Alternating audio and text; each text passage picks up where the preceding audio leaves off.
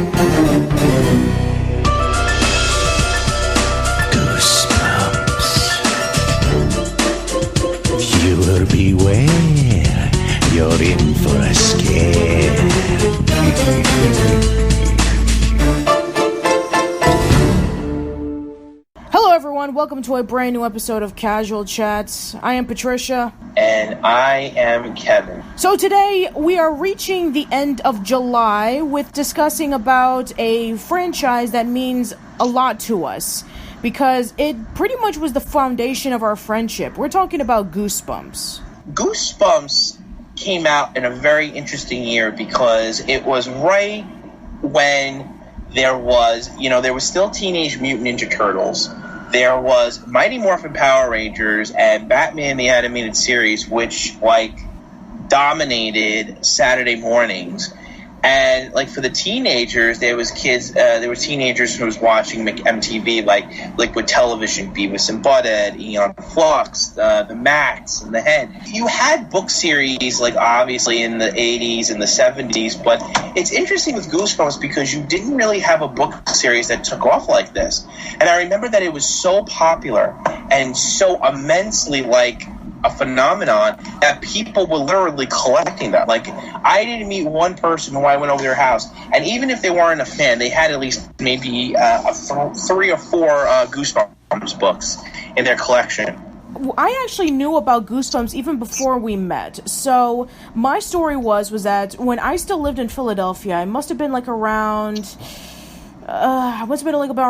8 years old. So this was probably around maybe 93 or 94. So the very first Goosebumps book that I can recall that I read was Egg Monsters from Mars. Then afterwards, I casually read through a handful of the Goosebumps books until eventually I moved over to New York. And I was in Mrs. Farrell's class because at the time I was in the 5th grade. But then as time went on, I was a little left behind. I was never really good at math. So that was the day in which I went over to Miss Geary's class over in PS 192. This was in Brooklyn. And this is actually how we first met. So Kevin, why don't you tell this part of the story? When I first met Patricia, I had no idea she was into Goosebumps or even heard of Goosebumps because as weirdly and as oddly as this sounds, Goosebumps had just started and it was starting to become very popular. So I would ask people, because I was into Goosebumps, did you have any Goosebumps books? Did you read Goosebumps books? Do you know what they were about? And Patricia was like, yeah, I know what Goosebumps books are. And I was like, oh, wow, oh, my God, that's so great. And we formed a bond. And it was really cool because we got so... I would tell her that, I was going to Toys R Us with my mom and she would buy me books and, we would go to Rite Aid and buy books and then Patty would buy books. And, we also were very big on the show, too, which we'll talk about. But Patty was I was very surprised that Patty had heard about it, only because it was just starting out. And I didn't think anybody knew about this stuff. So I was just really oh, that's so cool that you heard about it.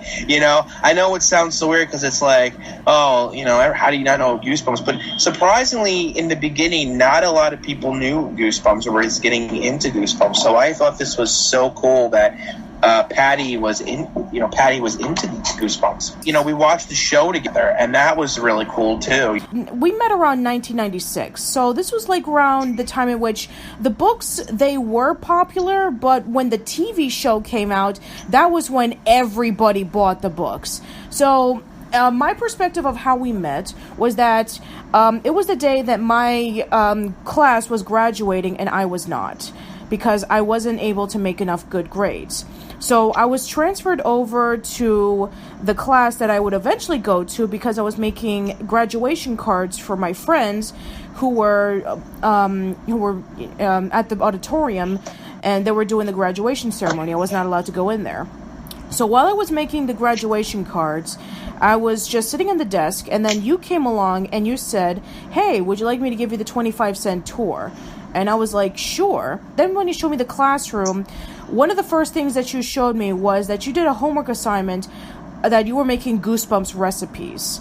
And then you started telling me about if I liked Goosebumps, and I was like, yeah, of course I like Goosebumps. And that's when we started talking about Goosebumps. Yeah, and that was like at the time when like Goosebumps was just starting to be popular. I have a question to ask you off topic. What made you, was it obviously because it was available to you, but what made you read Egg Monsters from Mars? And other thing I want to ask, I know I'm jumping ahead, but I'm curious to know, what did you think of the TV adaptation? I know it's a two-header, but I'm really curious to know, because a lot of people it seems that like it's interesting, because when I talk to people about Goosebumps, they mainly remember for some reason The Haunted Mask and Night of the Living Dummy. And I mean, that's cool because they are, and in its own right, they are both very popular. They're great Goosebumps books. Especially Night of the Living Dummy 2, which weirdly enough was adapted to the television instead of Night of the Living Dummy 1. And then they did, part 2, 3, and then they didn't, for some odd reason, they skipped 1. But I was just curious to know, was it because it was available to you? Like, what made you chose that book in particular? Did you like the cover art? Because Tim Jacobs did an amazing, like, his cover art was amazing. By the way, off topic, my girlfriend's mother went to school with the artist of Goosebumps books. By the way, just wanted to throw that in there. Yeah, and Christina, whom she's been on the podcast a handful of times, and yeah, it's actually pretty interesting that her mother went to the same school as the original artist. And I guess maybe it was the cover. I mean, this was like before the internet, so we couldn't look up any information about how well rated the books were. But yeah, I think it was the cover that really drew me in to the Goosebumps books. I think that for the most part, that's a lot of the Goosebumps books for me. That I remember when I first saw the covers, they looked really, really cool. Some of the ones that really stuck out for me are obviously like Night of the Living Dummy, where you have the dummy character. You have Say Cheese and Die, where there's a camera and there's a whole bunch of skeletons. Then there's Monster Blood, in which you have the blood that's the green blood that's oozing down to the stairs. And Monster Blood 2, which eventually got a hold of the hamster.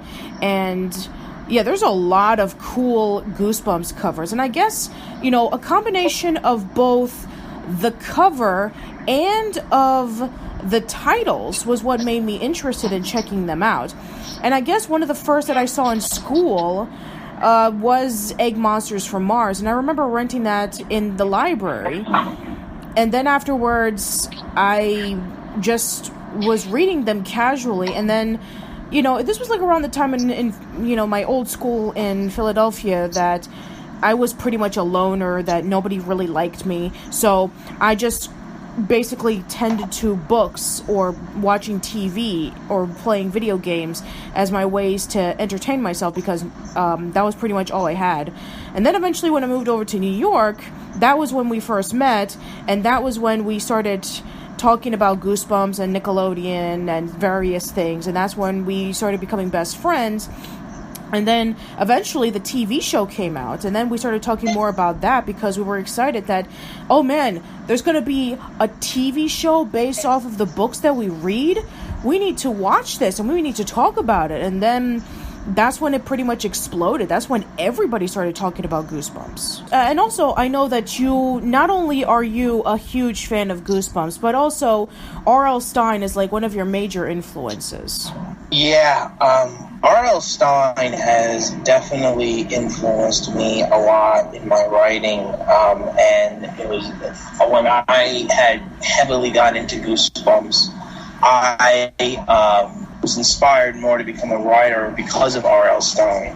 And I guess you can say that it was very much the fact that he was able to blend comedy and horror so well, and he was able to still scare you. It was able to still scare you, but it was not gory or anything else like that. And I really admired that. I really admired how he was able to orchestra this story that he was telling and putting it through a person's point of view. And the characters were somewhat relatable, and he tried really hard to make the teenagers or the kids in his books be very much relevant of what was going on in today's times. Patty would bring up Egg Monsters from Mars. I like the reference that the main character, and a lot of people don't know that, and I thought it was really interesting that they that he was born at his sister's party, or he was born at somebody's birthday party, and he says that oh, this was so boring and it was so childish, and then his sister or his friend, I think it was his friend, I haven't read the books in a long time, but somebody brings up to him that he had a Ninja Turtle birthday party, and he always wore a Ninja Turtle shirt, and he was very obsessed with the Ninja Turtles, and he denied it. And when they showed the episode, if you really look closely in the back of his room, there are 4 of the Teenage Mutant Turtles, the giant-sized mutant figures he has in the background. So I thought that was a really nice touch. And again, this was him trying to be relatable, because Teenage Mutant Ninja Turtles were just as popular as they were in the 80s, they were in the 90s. So I thought that was a really cool thing that he was able to do, and I like that a lot.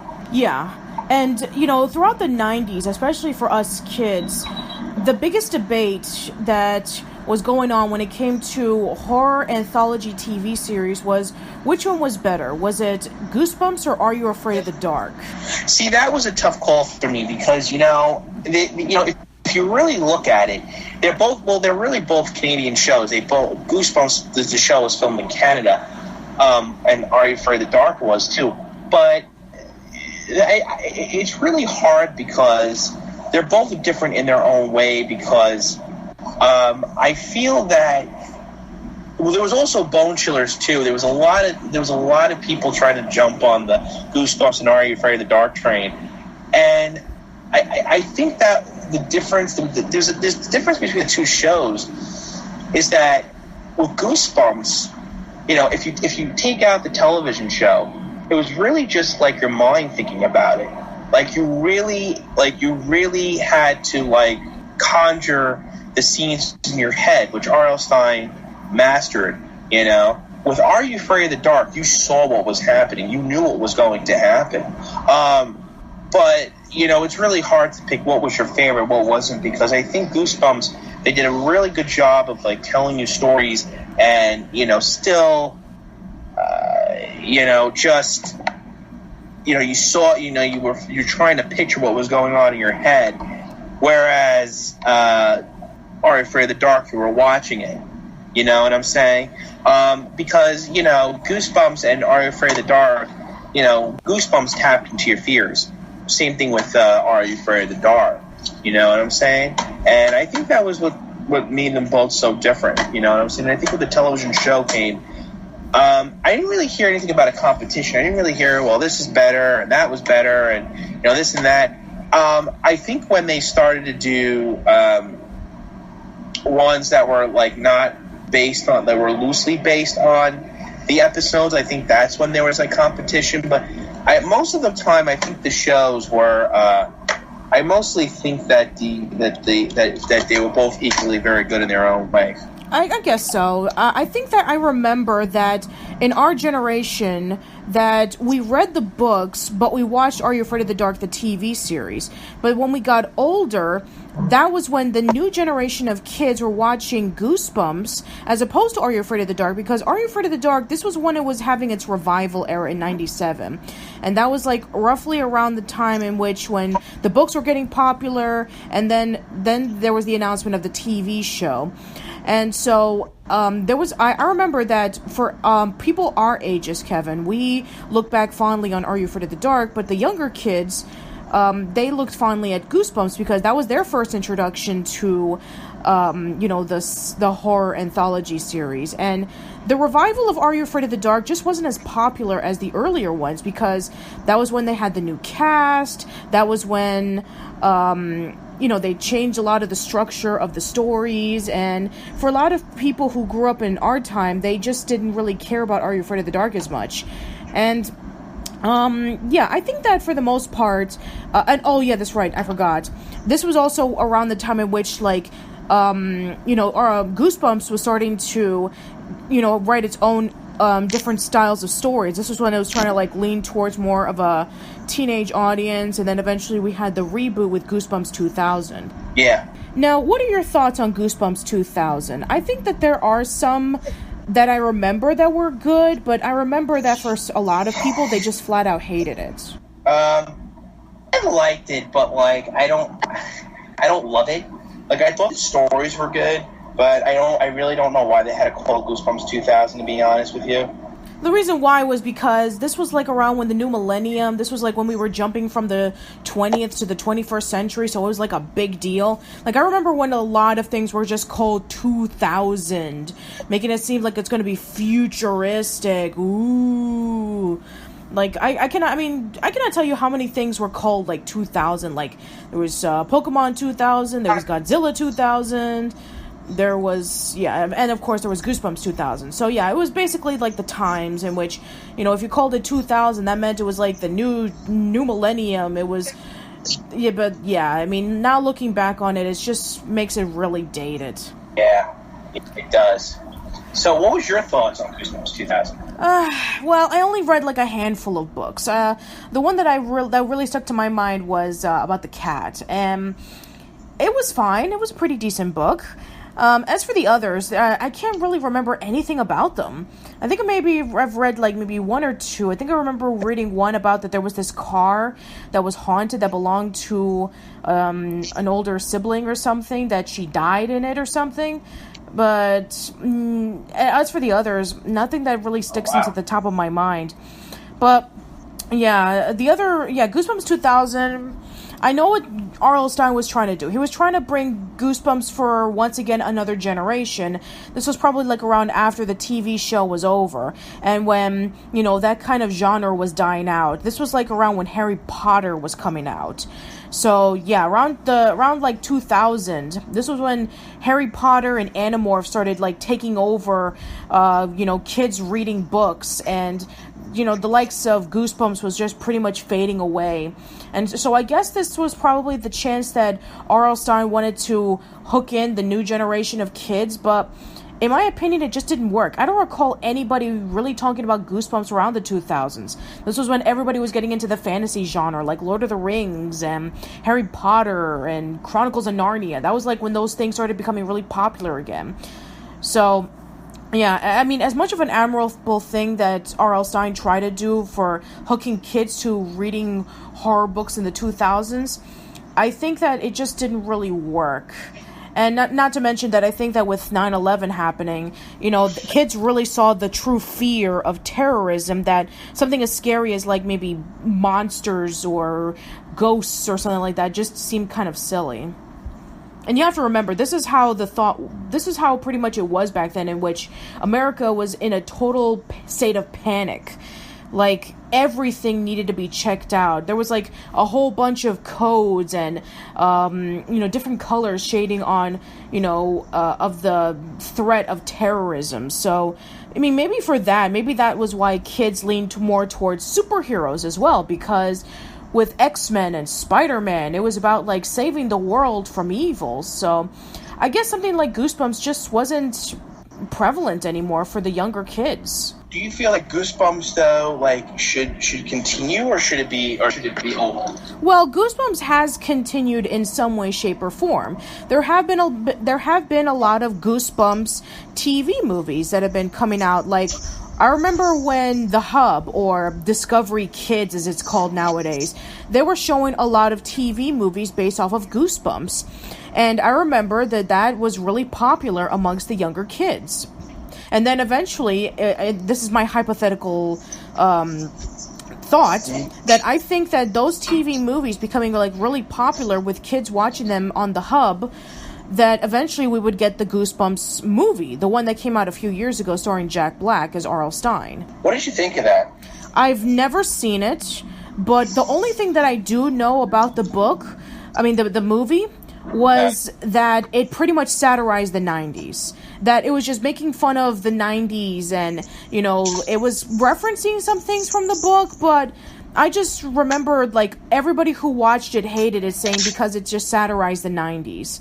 And that kind of, like, left a bad taste in my mouth, because it's like if you were to make a new movie based off of He-Man, and it was satirizing the macho-ness of the 80s. So, yeah, I've never seen it, but I haven't heard any good things about it. Have you seen it? I've seen it, and I have like a love and hate relationship for it. I thought it was good, but I thought it could have added more to it. I kind of did not like. I didn't like Jack. I mean, I like Jack Black, but they made R.L. Stein like a Capote, very annoyed and angry, and hates the world and everything else like that. And I don't know why they had to go that route. I thought they could have referenced more of the characters. You know what I'm saying? I felt like it could have been good. I feel like there was just something missing to it, to be honest with you. From what I heard, I mean, you have like a whole bunch of kids, and they meet up with R.L. Stein, and they're traveling around, and there's some slight references to the original books, but they felt that it was just basically like clinging into the nostalgia of people who lived during the time of Goosebumps' popularity. At least that's what I've heard. I've never seen it, once again, if you're wondering, but yeah. That's pretty much how I felt about it. You even met R.L. Stein, I recall, when you were a kid, so you know how R.L. Stein reacts to, like, fans of his books. For the sake of the story, they made him to be very uptight and angry and annoyed. And then at the end of the movie, he was a lot less angry and a lot less stressed. You see, I would have preferred if they went with the original idea and have adapted a book into a movie rather than having to do this whole thing where he was just, he's just tired, and and then the kid accidentally opens the book, and then like, oh God, oh hell break. You know what I'm saying? Like, I would have liked it if they went that route, but they chose not to.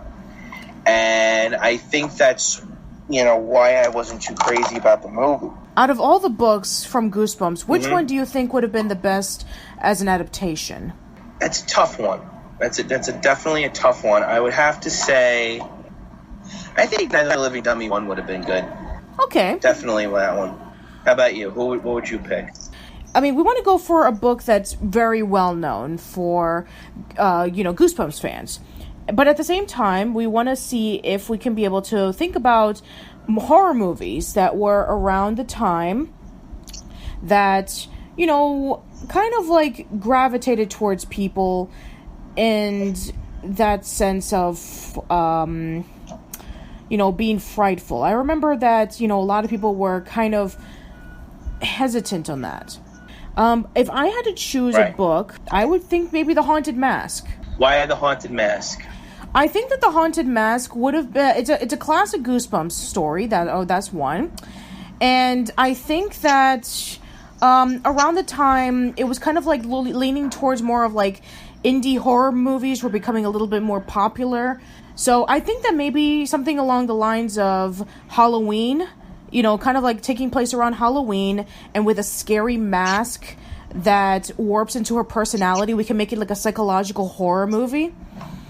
So, with the mask taking over and her becoming like a more monstrous person of herself. I think that would kind of really play into, bringing in psychological horror, which, psychological horror has become a little bit more popular nowadays. So I think that would have been a really good book to adapt into a movie. Something that is a classic Goosebumps story, but I think would be a really interesting, modern twist into bringing in the psychological horror that seems to be rampant in a lot of more modern horror movies today. Like what? Nowadays with, it's not always about the monster. It's always about fear. It's always about what's in your mind. And I think with something like The Haunted Mask, you put something on your face and it warps your personality. It changes you. But then maybe we can bring up the question about what is really going on. Maybe we can develop Carly Beth into more of a character that is, kind of like psychologically disturbed. Like, she's always playing practical jokes, right? But why is she playing practical jokes? Is she playing practical jokes just for the fun of it? Or does she feel like she needs attention from her family or from everybody else around her? So when she puts on the mask and she's causing a lot of mayhem when wearing it, is she really being controlled by the mask? Or maybe it's all in her mind? And I think that would be a kind of an interesting thing, kind of like maybe bring the story into the modern age. That would sound like a very interesting thing. Yeah, I think so. But yeah, Night of the Living Dummy is a classic Goosebumps. I actually think that's a good idea. But yeah, but like you said before, classic. Night of the Living Dummy is a classic Goosebumps story, and the dummy is one of the most iconic Goosebumps characters. So that would also be a nice place to start off as well. I don't think there's really much to say in the matter of Goosebumps, but I think that with Goosebumps being 25 years old at this point when the first book came out, I think that maybe by today's standards, maybe a lot of kids would either know about Goosebumps from the new TV movies that are airing on Discovery Kids, or even the movie that came out a few years ago. But I think that something like horror always fascinates us in a way. It brings us into the unknown. We're introduced into this strange yet possible chance of something really scary happening, whether it be a monster or whether it be ghosts or whether it be somebody who you find to be really creepy, and it always brings in a sense of reality into something this scary. And I think that's what made Goosebumps a huge popular hit in around the 90s. Really?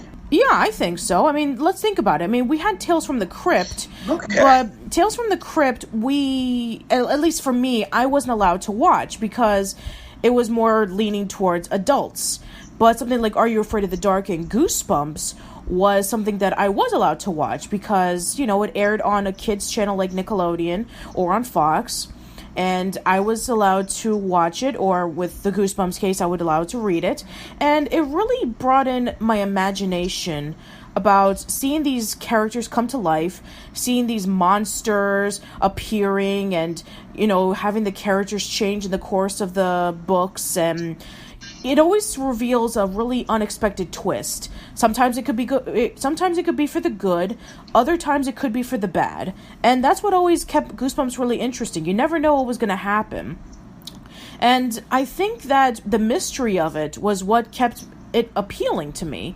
And the fact that it takes place in a regular town or in a city. And I think that's what made it kind of relatable. There were kids just like us.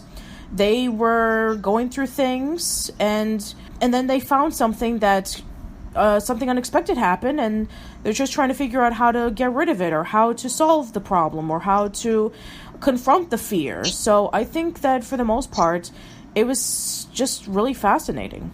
Yeah, I have to definitely agree on that too. I have a question. Yeah, what's up? What Goosebumps book scared you, and what Goosebumps scared you the most, and what Goosebumps book from television show scared you the most? Okay, this Goosebumps book that really scared me the most when I was a kid. Let's see. I remember when I first read Monster Blood, and Monster Blood was like really creepy. It's just like, it looked like Gak. You know, when he first sees it, it's like green slime, you know, that you knew about, like Nickelodeon, like green slime. And it's like, oh, it would be like a toy. But no, it turns out that it's not. It's actually monster blood, and it has an appetite for a lot of things, and it starts eating everything in its path, similar to Audrey from Little Shop of Horrors. Another one that really creeped me out was The Girl Who Cried Monster, because there's a library teacher that the main character, Lucy, knows as a bit of a creep. And then she finds out that it's a monster. And one of the scary things was the plot twist, in which it turns out she's also a monster, and her parents are monsters. And the parents ate the library teacher because he was the lesser of the monsters. And that just creeped me out. It's like, wait, not only are monsters real, but the main character that we've read this whole time is a monster too? It's like, what? So that really creeped me out. And of course, you know, The Haunted Mask was also one of my favorites as well. Monster Blood 2, again, that's also one of my favorites, because I remember that was when the monster blood affected the hamster. Oh, wow. And let me see if I can remember anything else. And you know, I also read, like, I also remember reading the first Night of the Living Dummy, and I was never afraid of dummies. I mean, I know that the whole, a haunted mummy thing has been a trope nowadays, but I never was really scared of him. I always thought of him as like a creepy character, but he had a bit of a charm to him. Those would be the stories that really kind of creeped me out when I was a kid. What about you, Kevin? What were the first books that you recall when you read that creeped you out? One of the first books that creeped me out, it was kind of hard for me. I don't have a particular book that creeped me out, to be honest with you. I would have to say that pretty much I can't really say. I don't have a book that creeped me out. Okay, fair enough. They all didn't creep me out as much. Anyway, another thing that I want to talk to you about was not only Goosebumps, but I remember that one of the reasons why Goosebumps became really popular amongst our classmates was that Scholastic would come by every couple of months, and they would be having their book fairs. And one of the books that were of high demand was Goosebumps. And I remember that every time that the book fair came along, you would purchase the latest Goosebumps books. It was crazy because, like, they had, you know, it was so crazy. They came to a town, and I would just like go straight to the Goosebumps section to make sure to see if they had any Goosebumps books. And the lady knew me because she was like, she knew I would like go and get it. So it was great. It really was, because she would like always be like, you know, all right, he's coming for Goosebumps books, and I would just like make my way straight there. Yeah. I remember that was what the moment that the Goosebumps section would be ready in the book fair. That would be the first thing you would do. You would run straight over to the Goosebumps aisle, and you would pick up a Goosebumps book, and she already knew that you would be there waiting for the newest issue of Goosebumps to come out. And that was like one of my fondest memories in that book fair. Because, I mean, I don't know if today's kids have Scholastic book fairs or any type of book fairs. But, I mean, that was basically how we got the latest books of some of our favorite franchises. And it was just, I remember that was like a very special occasion that very rarely it would happen. And when it does, it was like a field trip. It was like a special field trip where you get to have a few dollars to spend on some books.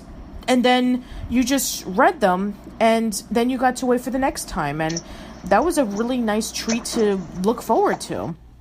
And with Goosebumps, I remember that was like one of the most popular. I don't have a lot of stories to say about Goosebumps. How about you, Kev? All right, I think that wraps it up. So let us know in the comments below about your favorite Goosebumps book, or if you watched the TV series, what was your favorite episode?